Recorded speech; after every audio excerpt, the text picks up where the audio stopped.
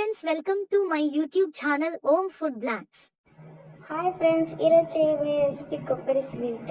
చాలా ఈజీ ప్రాసెస్లో ఎలా చేసుకోవాలో చూపిస్తా కదండి.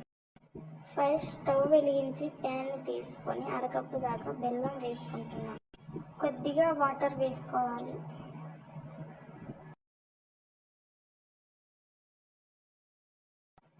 బెల్లం ఇలా కరిగించుకుంటే సరిపోతుంది. తీసి ఒక బౌల్లోకి ఉడకట్టు. మళ్ళీ అదే ప్యాన్ తీసుకొని 2 స్పూన్ల నెయ్యిని వేసుకుంటున్నాం. అరకప్పు బెల్లానికి 1 కప్పు కొబ్బరి తురుము వేసుకుంటున్నాం. ఇలా నెయ్యిలో కొబ్బరి తురుమును 2-3 నిమిషాల పాటు వేయించుకోండి, సరిపోతుంది. ముందుగా వడకట్టుకున్న పాకాన్ని వేసుకుందాం.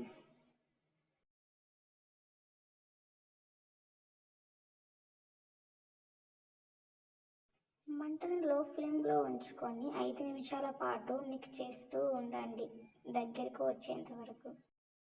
ఇలా వస్తే సరిపోతుందండి. మీకు నచ్చిన షేప్లో ఉండలు చుట్టి పెట్టుకోండి. చాలా ఈజీ ప్రాసెస్లో కొబ్బరి స్వీట్ రెడీ అయిపోయింది. మీరు ట్రై